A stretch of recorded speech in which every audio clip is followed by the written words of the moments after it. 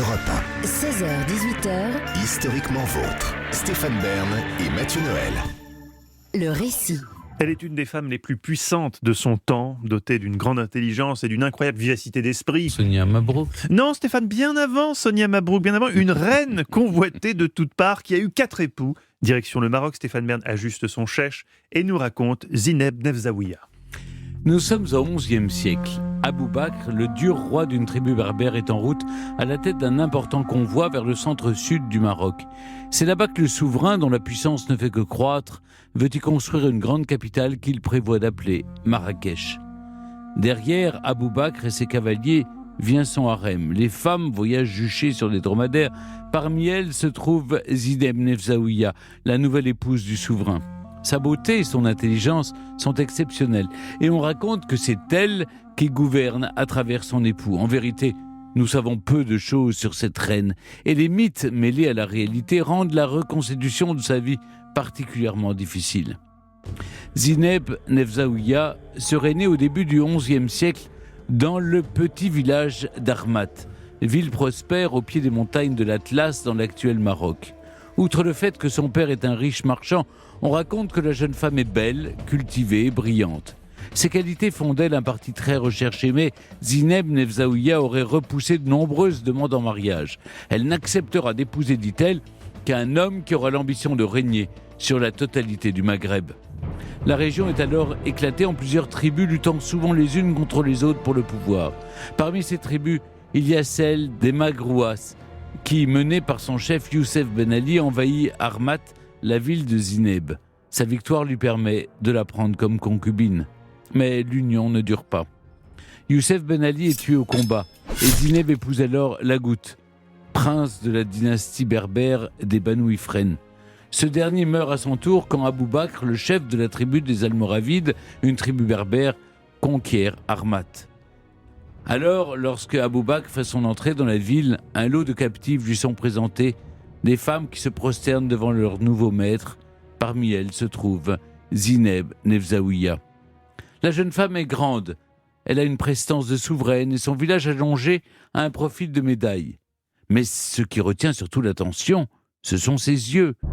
Son regard est sombre, tellement intense que les plus folles rumeurs courent à son sujet. Certains la prennent pour une sorcière. On la soupçonne même d'être la compagne des djinns, c'est-à-dire les génies dans les légendes musulmanes. Les rumeurs affirment aussi qu'elle a tenu le rôle de conseillère auprès de son précédent époux. Et Abou Bakr, parmi les prétendantes, l'a choisie et lui demande immédiatement sa main.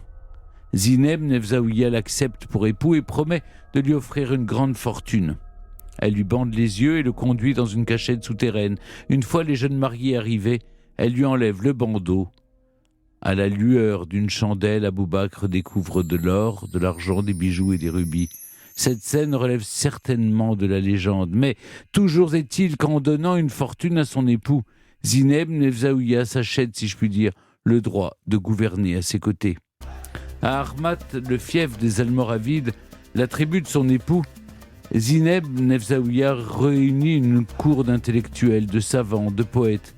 Mais bientôt, la ville est trop petite pour contenir les nombreuses tentes, les chameaux et les troupeaux. La création d'une nouvelle ville s'impose. Ce sera donc Marrakech. Et selon la légende, une fois encore, c'est Zineb Nefzaouia elle-même qui en dessine le plan. Bientôt, Abou Bakr doit se rendre au Sahara pour calmer une révolte de ses sujets. Il dit à sa femme: « Tu ne peux me suivre dans ces déserts, je te répudie, et quand le terme sera passé, marie-toi avec mon cousin, Youssef Ben Tachfin, mon lieutenant dans le Maghreb. » Et Zineb Nefzaouia s'exécute et épouse Youssef Ben Tachfin. Il est âgé d'une 60aine d'années, mais c'est un chef né. Le mariage est heureux, les deux époux sont unis par un désir commun de pouvoir. Suivant les conseils de sa belle épouse, Ben Tachfin accroît sa fortune en taxant les tribus soumises, consolide son armée et conquiert de nouveaux territoires au Maghreb. Mais un événement vient toutefois contrarier la quiétude de Youssef Ben Tachfin.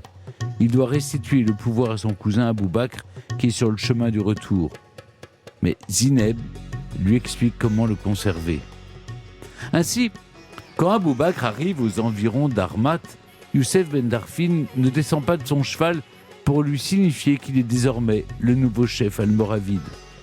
Pour ne pas humilier son cousin, il lui offre 3 chameaux chargé d'une somptueuse tente de cuir brodé, des tapis épais et de la vaisselle précieuse. 12 sublimes captives complètent ses présents.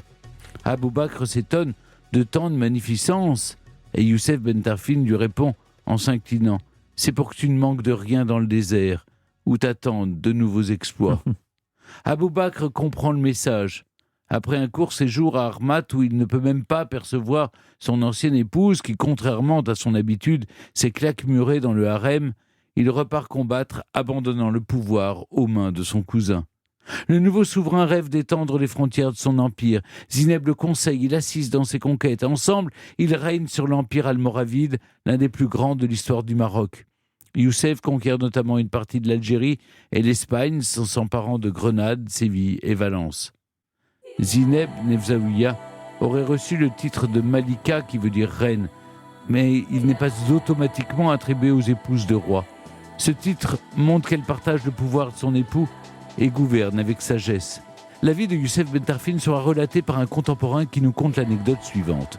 3 hommes parlent entre eux. L'un souhaite avoir 1000 pièces en or. L'autre aimerait avoir un poste important dans l'administration. Et le dernier rêve d'épouser Zineb Nefzaouia, la célèbre épouse de Youssef Ben Tarfin. Quand leur discussion parvient aux oreilles de Youssef Ben Tarfin, il convoque les 3 hommes. Il donne 1000 dinars au premier, offre un travail au second et envoie le 3e chez Zineb Nefzaouia. La reine Zineb invite l'homme dans une tente où pendant plusieurs jours elle lui fait servir le même plat à chaque repas. Elle finit par le convoquer et lui demande ce qu'il a mangé. Il répond la même chose. Sur ce, elle lui recommande de rentrer chez lui et de ne pas oublier que les femmes sont toutes la même chose. En d'autres termes, elle lui signifie que comme la plupart des femmes se ressemblent, il est inutile de désirer la femme d'un autre. Cette anecdote n'est pas franchement féministe, je le concède. Non, moyen, hein. Mais elle montre la complicité qui unissait Youssef Ben Tarfin et Zineb Nefzaouia. Cette dernière ne se remariera pas après la mort de Youssef. Zineb Nefzaouia a bien eu 4 époux, mais le dernier est bien le seul qui est vraiment compté. Europe 1, Historiquement vôtre.